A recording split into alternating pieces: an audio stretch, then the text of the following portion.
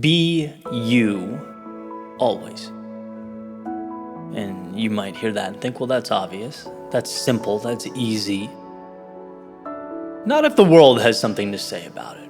In fact, Emerson is quoted as saying, to be yourself in a world that's constantly trying to make you someone else is the greatest accomplishment. It's not always obvious, but rather the subtle erosion of ourselves. Perhaps not intentionally deciding to wear a mask. It's never taking the time to examine the reflection in the mirror and ask the right questions. Losing our intentionality means we end up wherever the wind blows us. And that could very well be a destination we aren't too happy with. Now, this next part will seem a little trivial and insignificant. But bear with me, right? Because sometimes the most important lessons are small, but they become a portal or a gateway to understand the bigger things, right? So for me, this started with a black t-shirt. Walking into a group meeting with some amazing people from all over the country and world doing different things and helping people in various ways. And all of them, as I entered the conference room, happened to be wearing business casual. Which is great, except I haven't worn a collar in a pretty long time. I've been doing my podcast, recording videos, building my businesses in a black t-shirt. And so that's how I walked into the room. And I found it interesting that almost immediately this self-talk emerged. It's like, you stand out right now. They're gonna think less of you. Is this disrespectful? Is this showing that perhaps I don't care, right? All of these things. And so I left that day and I sat with the thoughts. They bothered me, so I wanted to spend some time with them. And here's where I landed, taking those same points one by one.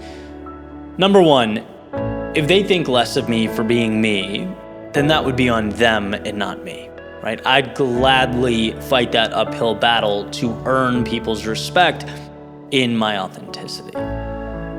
Number two, it's not disrespectful because I am happy to be there, proud to be there. I do take pride in my appearance. I just do it in my way. And number three, be you always, right? How you show up is what matters. Having the courage to live in a way that aligns with who you are and what's important to you. And why do I say this? Because if we can grasp this idea with something as trivial and as small as a black t-shirt in a conference room, perhaps we can then push it into other areas of life. The bigger things, the more important things. Like, who's in that room to begin with, right? Who are we surrounding ourselves with? How do we spend our time? Right? There's two ingredients to this recipe. One, who am I / what matters? And two, how can I position myself so that is the arena I'm operating in?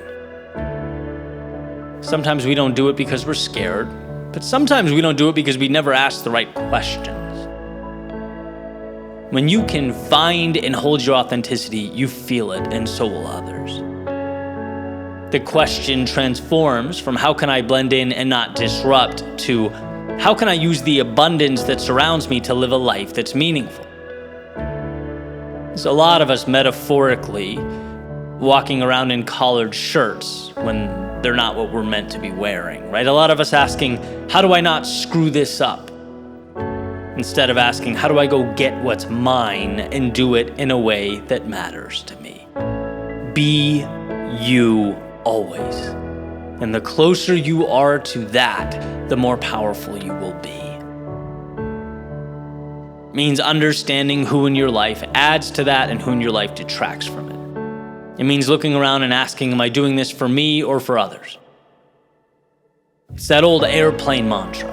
You have to put your mask on first before assisting others, or no one gets saved. No one gets the value. In a way, life is a beautiful pursuit of simplicity, of really distilling your world down to what matters and pushing away the rest. Because like moths to a flame, the complexity and unnecessary minutia finds us. It latches on and becomes what we carry around. I better not let go, says the lizard brain. This is how things are supposed to be. This is what everyone is doing. But when you find that clarity, truly capture it, yeah, you earn the respect of others around you in that metaphorical conference room, but most importantly, you earn your own respect. You, to a greater extent, appreciate that face staring back at you in the mirror.